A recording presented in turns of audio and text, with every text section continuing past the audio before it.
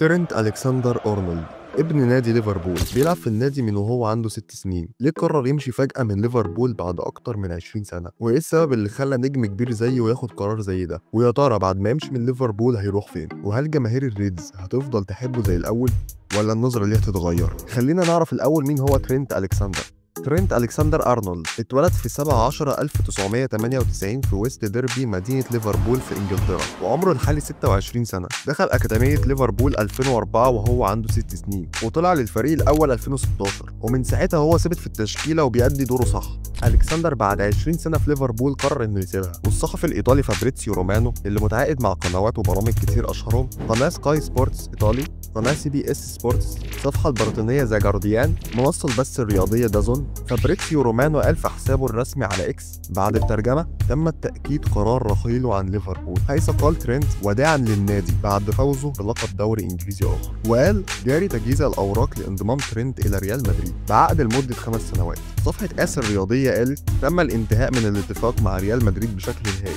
التوقيع وشيك على طول عقد 6 مواسم. وجوده في كأس العالم للأندية واردا جدا، وده يأكد إن ألكسندر بعد ما يمشي من ليفربول هيروح لريال مدريد. مدرب ريال مدريد الحالي اللي اسمه كارلو أنشيلوتي اتفق إنه هيسيب ريال مدريد قبل شهر 6 اللي جاي. الموقع المشهور جول قال إن المدرب أنشيلوتي اتفق مع الاتحاد البرازيلي أنه سيتولى تدريب المنتخب البرازيلي من شهر 6 2025 استعدادا لتصفيات كأس العالم 2026. وقال موقع جول: من المتوقع أن يتم إعلان رسمي عن رحيله قبل نهاية موسم الدوري الأسباني. أنشيلوتي في آخر كلاسيكو ليه بتاريخ النهارده محتاج امبابي يسجل أهداف اللي هو هدف واحد عشان يعادل رقم زامورانو كأكتر لاعب يسجل أهداف أول موسم ليه مع النادي الملكي. طب مين المدرب اللي هيمسك ريال مدريد بعد كارلو أنشيلوتي؟ صفحة ماركا قالت إن مدرب فريق باير ليفركوزن الحالي اسمه تشابي ألونسو هو الحلم بالنسبة لريال مدريد. الصحفي فابريتسيو رومانو قال: ريال مدريد يضع تشابي ألونسو كأولوية لخلافة أنشيلوتي. موقع هاي كورة العربي قال: في توقعات بعقد محتمل لغاية 2027 بين ألونسو وريال مدريد. وأخيرا صفحة كيكر قالت: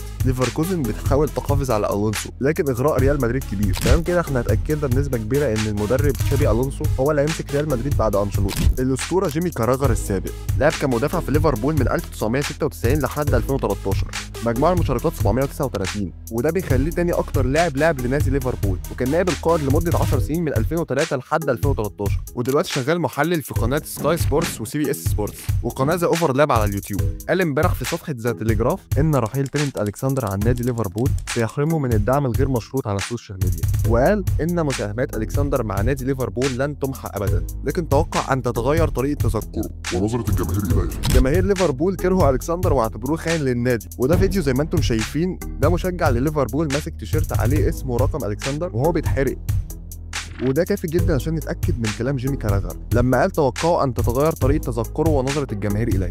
جيمي كاراغر اتكلم على ترينت ألكسندر في برنامج اسمه مانداي نايت فوتبول على قناه سكاي سبورتس، وكتب برضه مقال على موقع ذا تليجراف وقال: انا مش غاضب، انا بس محبط. ترينت هو الذي يقرر مصيره وحر في اختياراته وذاهب لاكبر نادي في العالم، لكن كوني محبط لأن لاعب من أبناء النادي لا يرى أن ليفربول كافية، خصوصا ونحن نفوز. قبل هذا لاعبين مثل ستيف ماكمانامان ومايكل أوين وستيفن جيرارد الذي كاد أن يرحل، لكن هذا لأن فريق ليفربول في ذلك الوقت لم يكن بنفس القوة.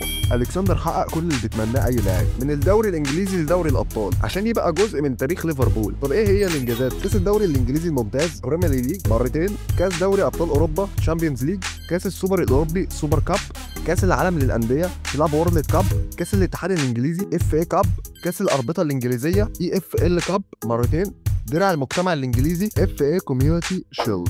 الأسباب اللي ممكن بسببها خلت ألكسندر يقرر إنه يسيب ليفربول. بس قبل ما نقول الأسباب ما تنساش تعمل اللايك، ولو عاوز تدعمنا اشترك في القناة وفعل زر الجرس عشان أي فيديو جديد ننزله يجيلك إشعار بيه. صفحة ذا أثليتيك اتكلمت عن العرض اللي قدمته ليفربول لألكسندر. قالت: ليفربول عرضت راتبا أقل من المتوقع، حوالي 250,000 جنيه استرليني أسبوعيا، بينما هو يطلب 300,000 لأنه يعتبر نفسه من نجوم الفريق القلائل. الصحفي فابريتسيو رومانو قال: لا اتفاق حتى الآن، وإن ترينت غير مستعجل للتجديد.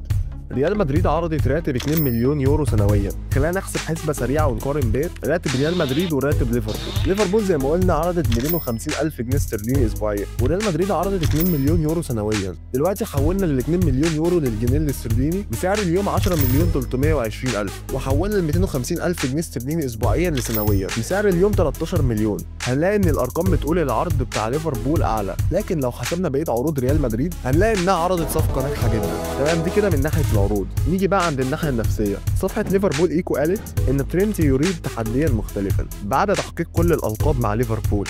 تمام كده يا رجاله، خلص فيديو النهارده، اتمنى يكون عجبك. ما تنساش اللايك والاشتراك، وكان معكم فورماجي الكوره، واراكم الفيديو القادم. سلام.